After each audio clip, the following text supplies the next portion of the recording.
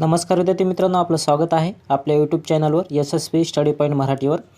तर चला, आजचा पहिला प्रश्न आहे, कोणत्या दिवशी जागतिक प्लास्टिक सर्जरी दिन साजरा करण्याचा निर्णय प्लास्टिक सर्जन संघाने घेतला आहे? असा कोणता दिवस साजरा करण्याचा निर्णय प्लास्टिक सर्जन संघाने घेतलेला आहे, जो दिवस जागतिक प्लास्टिक सर्जरी दिन म्हणून साजरा केला जाणार आहे? तर याचा बरोबर उत्तर होईल पर्याय क्रमांक 1, 15 जुलै। 15 जुलै हा जागतिक प्लास्टिक सर्जरी दिन म्हणून साजरा केला जाणार आहे। पुढचा प्रश्न आहे, किसान सारथी मंच शेतकऱ्यांना डॅश डॅश प्राप्त करण्याची सुविधा उपलब्ध करून देतो। जी किसान सारथी मंच आहे हे शेतकऱ्यांना काय उपलब्ध करून देण्याची सुविधा आहे हे सांगायचं आहे। तर ती आहे योग्य वेळी योग्य माहिती उपलब्ध करून देतो किसान सारथी मंच। पुढचा प्रश्न आहे, कोणता देश लिंगलाँग 1 नामक जगातील पहिली व्यावसायिक मॉड्यूलर छोटी अणुभट्टी बांधत आहे? लिंगलाँग 1 नामक ती जगातील सर्वात छोटी अणुभट्टी आहे। तर कोणता देश बांधत आहे? तर तो बांधत आहे चीन। तर याचं बरोबर उत्तर होईल पर्याय क्रमांक सी, चीन हा देश बांधत आहे। पुढचा प्रश्न आहे, कोणता दिवस जागतिक लोकसंख्या दिन म्हणून साजरा केला जातो? जागतिक लोकसंख्या दिन म्हणून कोणता दिवस साजरा केला जातो? यासाठी 4 पर्याय दिले आहेत। व्हिडिओला लाईक करा मित्रांनो आणि जास्त मित्रांमध्ये शेअर करा।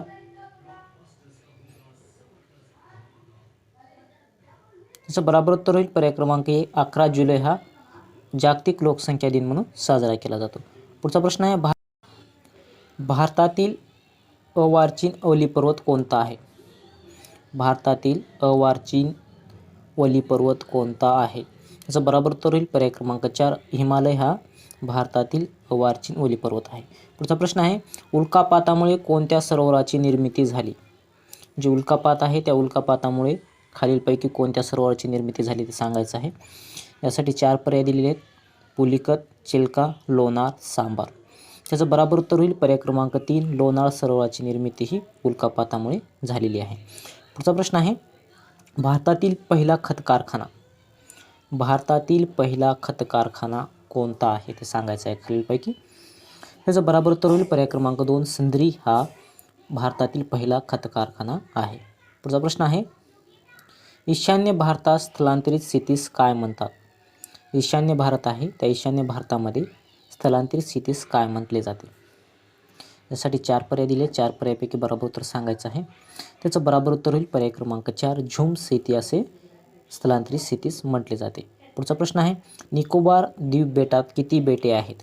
जे निकोबार द्वीपबेट आहे त्यामध्ये एकूण किती बेटे आहेत? त्याचं बरोबर उत्तर होईल पर्याय क्रमांक 1, 19 बेटे हे निकोबार द्वीपमध्ये आहेत। पुढचा प्रश्न आहे, खालीलपैकी कोणत्या बेटाची निर्मिती ही समुद्राच्या भूभाग खचल्यामुळे झाली आहे? असं खालीलपैकी कोणत्या बेटाची निर्मिती आहे ती समुद्राचा भूभाग खचल्यामुळे झाली आहे? याचं बरोबर उत्तर होईल पर्याय क्रमांक 2, वेस्ट इंडिज या बेटाची निर्मिती समुद्राचा भूभाग खचल्यामुळे झाली आहे। पुढचा प्रश्न आहे, कॅल्केलियम ॲग्ली ही कीटक मुख्यत्वे कोणत्या खडकाच्या निर्मितीस कारणीभूत ठरतो? कोणत्या खडकाच्या निर्मितीस कारणीभूत ठरतो कॅल्केलियम ॲग्ली ही कीटक?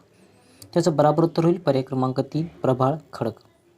पुढचा प्रश्न आहे, टोर्नेडो प्रकारचे वादळ खालीलपैकी कोणत्या भागात आढळते? टोर्नेडो प्रकारचे वादळ खालीलपैकी कोणत्या भागात आढळते? त्याचं बरोबर उत्तर होईल पर्याय क्रमांक 2, आफ्रिकेच्या किनारी भागामध्ये हे वादळ आढळते। पुढचा प्रश्न आहे, खालीलपैकी कोणते कोरडे व थंड वारे हे दक्षिण फ्रान्सच्या लॉरेन्स नदीच्या खोलगट प्रदेशातून उत्तरेकडे वाहते? कोरडे व थंड वारे हे दक्षिण फ्रान्सच्या लॉरेन्स नदीच्या खोलगट प्रदेशातून उत्तरेकडे वाहते असं कोणतं वारं आहे खालीलपैकी? त्याचं बरोबर उत्तर होईल पर्याय क्रमांक 2, मिस्टल। जे मिस्टल वारे आहे हे वारे लॉरेन्स नदीच्या खोलगट प्रदेशातून उत्तरेकडे वाहते। पुढचा प्रश्न आहे, जेट प्रवाह या अतिउंचीवरील तीव्र वेगाच्या वाऱ्याचा शोध मानवाला कधी लागला? जेट प्रवाह या अतिउंचीवरील तीव्र वेगाच्या वाऱ्याचा शोध मानवाला कधी लागला? त्याचं बरोबर उत्तर होईल पर्याय क्रमांक 2, दुसऱ्या महायुद्धामध्ये याचा शोध लागला।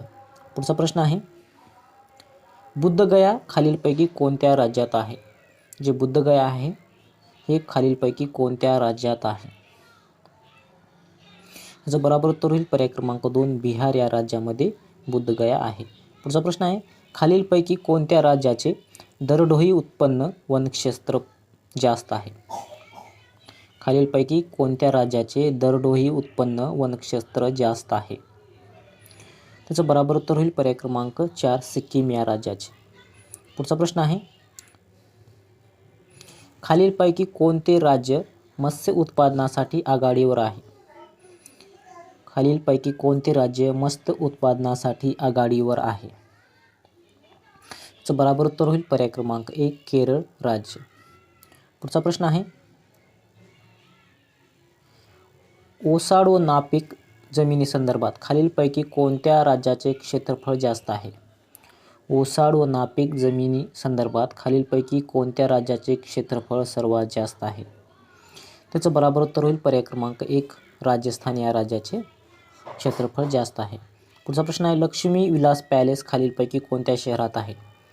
लक्ष्मी विलास पॅलेस खालीलपैकी कोणत्या शहरात आहे? त्याचं बरोबर उत्तर होईल पर्याय क्रमांक 1, बडोदा या शहरामध्ये लक्ष्मी विलास पॅलेस आहे. पुढचा प्रश्न आहे, रड्डी बंदर हे डॅड्याच्या निर्यातीसाठी प्रसिद्ध आहे. रड्डी बंदर हे डॅड्याच्या निर्यातीसाठी प्रसिद्ध आहे. त्याचं बरोबर उत्तर होईल पर्याय क्रमांक 4, लोह खनिजाच्या निर्यातीसाठी रड्डी बंदर हे प्रसिद्ध आहे. खालीलपैकी कोणत्या जिल्ह्यात खनिज संपत्ती विपुल आहे? खालीलपैकी कोणता असा जिल्हा आहे त्या जिल्ह्यामध्ये खनिज संपत्ती विपुल आहे? त्याचं बरोबर उत्तर होईल पर्याय क्रमांक 2, चंद्रपूर जिल्ह्यामध्ये खनिज संपत्ती ही विपुल आहे. पुढचा प्रश्न आहे, पश्चिम महाराष्ट्रातील डॅश डॅश जिल्ह्यात बॉक्साईटचे साठे आहेत. पश्चिम महाराष्ट्रातील असा कोणता जिल्हा आहे त्या जिल्ह्यामध्ये बॉक्साईटचे साठे आढळतात? त्याचं बरोबर उत्तर होईल पर्याय क्रमांक 3, कोल्हापूर जिल्ह्यामध्ये. पुढचा प्रश्न आहे, महाराष्ट्रात प्रामुख्याने डॅश डॅश ऊर्जेचा वापर केला जातो. महाराष्ट्रात प्रामुख्याने डॅश डॅशचा ऊर्जेचा वापर केला जातो. कोणत्या ऊर्जेचा वापर केला जातो? त्याचं बरोबर उत्तर होईल पर्याय क्रमांक 1, औष्णिक ऊर्जेचा. पुढचा प्रश्न आहे, महाराष्ट्रातील कोणते ठिकाण स्ट्रॉबेरी लागवडीसाठी प्रसिद्ध आहे? स्ट्रॉबेरी लागवडीसाठी खालीलपैकी महाराष्ट्रातील कोणते ठिकाण प्रसिद्ध आहे? त्याचं बरोबर उत्तर होईल पर्याय क्रमांक 1, महाबळेश्वर हे प्रसिद्ध आहे. पुढचा प्रश्न आहे, कोणत्या नदीला बिहारचे दुःखाश्रू म्हणतात? बिहारचे दुःखाश्रू असे कोणत्या नदीस म्हटले जाते? त्याचं बरोबर उत्तर होईल पर्याय क्रमांक 1, कोशी नदीस म्हटले जाते. पुढचा प्रश्न आहे, गंगा नदी मैदानी प्रदेशात डॅश डॅश जवळ प्रवेश करते. जी गंगा नदी आहे ती गंगा नदी सकल प्रदेशात डॅश डॅश जवळ प्रवेश करते. तर ती प्रवेश करते ऋषिकेश येथे. त्याचं बरोबर उत्तर होईल पर्याय क्रमांक 2. पुढचा प्रश्न आहे, खालीलपैकी भारतातील सर्वात लहान जिल्हा कोणता आहे? भारतातील सर्वात लहान जिल्हा.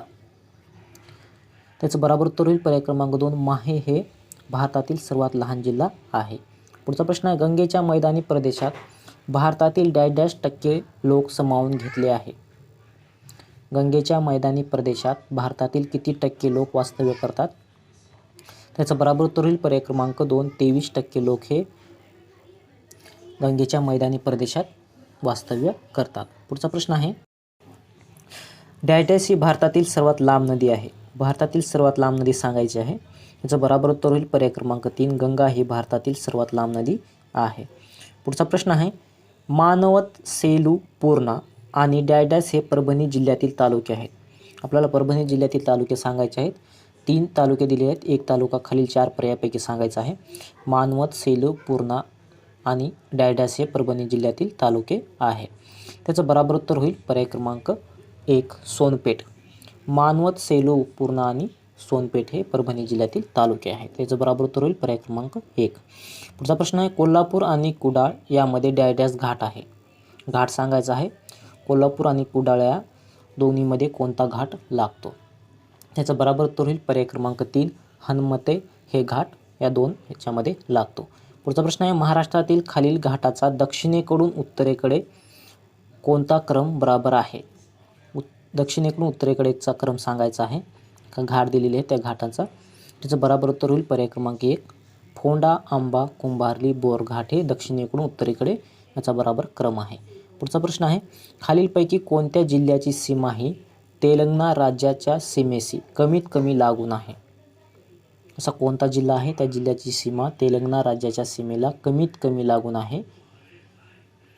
त्याचं बराबर उत्तर होईल पर्याय क्रमांक 4. यवतमाळ जिल्ह्याची सीमा ही सर्वात कमी तेलंगणा या राज्याला लागते. पुढचा प्रश्न आहे, महाराष्ट्रातील खालीलपैकी कोणती नदी खचदरीतून वाहते? अशी महाराष्ट्रातील कोणती नदी आहे ती खचदरीतून वाहते? तर ती वाहते तापी. त्याचं बराबर उत्तर होईल पर्याय क्रमांक 1. पुढचा प्रश्न आहे, 2021चा महाराष्ट्र भूषण पुरस्कार कोणाला जाहीर झाला आहे? 2021चा महाराष्ट्र भूषण पुरस्कार कोणाला जाहीर झाला आहे? तर तो जाहीर झालेला आहे आशा भोसले यास. तर याचं बराबर उत्तर होईल पर्याय क्रमांक क. पुढचा प्रश्न आहे, लोकमान्य टिळक राष्ट्रीय पुरस्काराची सुरुवात केव्हा झाली? लोकमान्य टिळक राष्ट्रीय पुरस्काराची सुरुवात केव्हा झाली? त्याचं बराबर उत्तर होईल पर्याय क्रमांक 3.